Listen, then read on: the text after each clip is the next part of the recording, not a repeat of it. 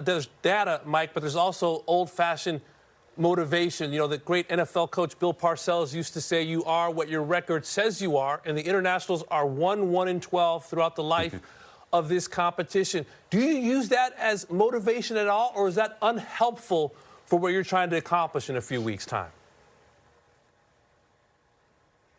I think it's like an unspoken thing that the guys just know. You know, the guys are, you know, you get sick of losing. And like you think someone like Adam Scott, who's been, this is his 11th Cup, you know, very motivated. He's having a great summer. He's playing great. So someone like that, they know the history, and they've been part of that history for a long time, and they want to change that narrative. The young guys are just motivated to get in there and win and be part of a winning team. So it's not really something that we talk about or has to be said. It's more the guys are excited to be part of a team. They like each other. They like what we're doing, and they're buying into what we're doing. And so that's very exciting for me. Mike, your predecessors as the international captain have often said how it can be tricky to get something for the players to coalesce around. It's, you know, it's easy for the Europeans to gather around their flag, but you're talking about a very disparate group of 12 people here, and there's often a tendency to pick guys from the home country to try to get that fan interest as well. In particular with Connors and Pendrith being 0 for 8 between them in their last President's Cup, you're probably going to face criticism that you're putting patriotism over performance. What would your answer to that be? Well, I think their performances has earned them spots on the team. And like, I mean, all of us guys that have played the game a long time, you know, you have these stretches, and that was their first times playing in Charlotte, and it didn't go their way. Doesn't mean anything 2 years later, in my mind. So I think, you know, 3 guys on the team, 3 Canadians on the team is the most we've ever had, which is fantastic. It's the trend in Canadian golf. We have a lot better players and a deeper core of players across Canada to choose from compared to maybe my era where there wasn't as many. So that just shows the state of Canadian golf and how strong it is. To your guys' question earlier, in your point that there could have been possibly 4 or 5, that's a very true fact, and that's exciting for Canadian golf. But I think the picks are warranted, and they deserve it. They play great golf. Mike, when you look at the United States team, it's a juggernaut. Scotty, Xander, you know, the official World Golf Ranking will show 5 players in the top 9 that are on this team so far. How do you beat them?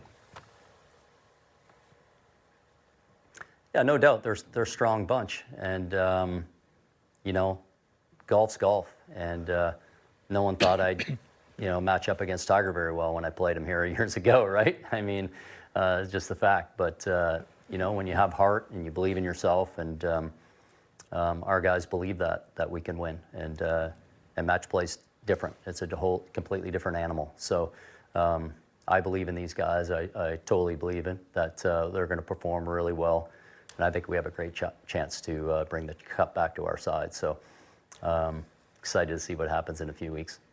As the host captain, Mike, you have a significant voice, obviously, in the format and the ordering of the format between foursomes and 4 balls. What have you opted for, and why?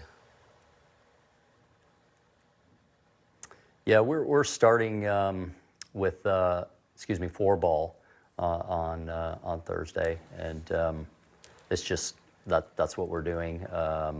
The tour, I think they want to announce that pretty soon. So.